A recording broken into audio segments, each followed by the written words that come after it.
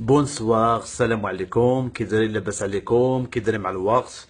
اليوم جينا للاستوديو، شحال هادي ما سجلنا فيه، ديال لابو بالمي. اليوم غادي نهضروا على مجال الرياضي وسيرتو بالضبط كرة القدم. المجال الرياضي عندنا اليوم واحد الخبر محزن، هو من جهة اللاعب السابق الوداد البيضاوي، سواء الرجاء البيضاوي سواء المنتخب الوطني المغربي.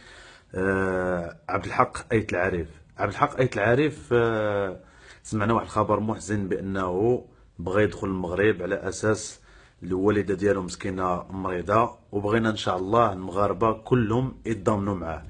علاش فكرت ندير هذا الفيديو؟ لانه درت هذا الفيديو انا من جهه ديال عبد الحق ايت العريف.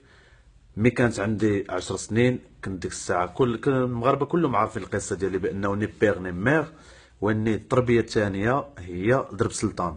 درب سلطان بالضبط في درب متر، وبالضبط في حدا المقاطعه بوش نتوف. تماك في كان كيسكن عبد الحق ايت العريف، وملي كنت كنعس في الزنقه ديك الساعه كان شافني هو واحد الوقت، وكان مسكين كان كيعطيني الحويجات، وعرفني على ولد خالته فتاح، وكذلك على الاب ديالو اللي كان عنده محل ديال التجاره ديال الحوت في حدا السينما الكواكب.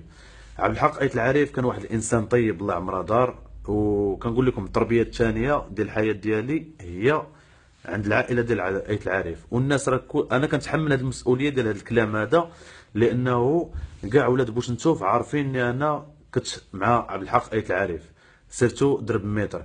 اللي بغينا نطلبوا هو المغاربه يعرفوا على عبد الحق بانه واحد السيد كان كيدير الخير قبل ما يبدا في المجال. ديك الساعه باقي يلاه بدا في المجال الرياضي، وديك الساعه شحال هادي ملي كان كيلعب دوزيام ميطا، ديك الساعه كان ما عندوش، وكان كيدور مع ولاد الدرب، وكان كيتعاون معنا.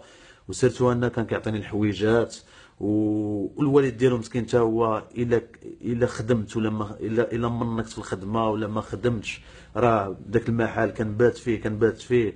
كان المحل عامر بالسلعه، راه كنمشي نبات عندهم في دارهم، كنت كنفطر معاهم في دارهم، كنعيد في دارهم. سواء العيد الصغير ولا العيد الكبير ولا جميع الاعياد. خوه ايوب تا هو كان كيدور معاه باه، كيقول لي سير خرج معاك خالد. فري هادشي، والله تا فري، والله شاهد عليا.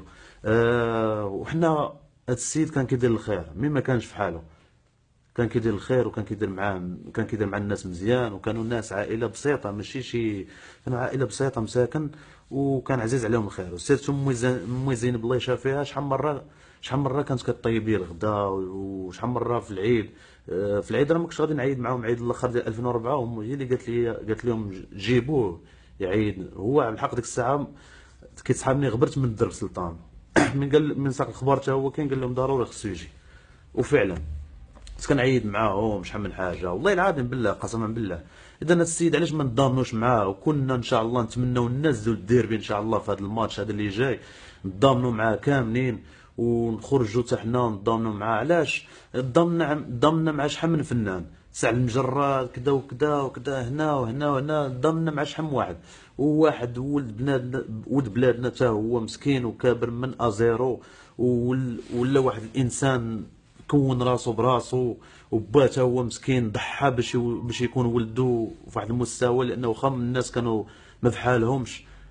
ما اش غنقول لكم، خاصنا نضامنوا معاه الصراحه، نضامنوا معاه. هذا السيد تيبغي المغرب وتيبغي الوطن ديالو، والله ياخذ فيه الحق. هذاك خاينه اللي كان جبد ليه هاد المشاكل كامله، الله ياخذ فيه الحق. وشكرا لكم جزيلا الخوت. كلنا مع عبد الحق ايت العارف، كلنا مع عبد الحق ايت العارف. معكم مول الضحكه. او ريفوار.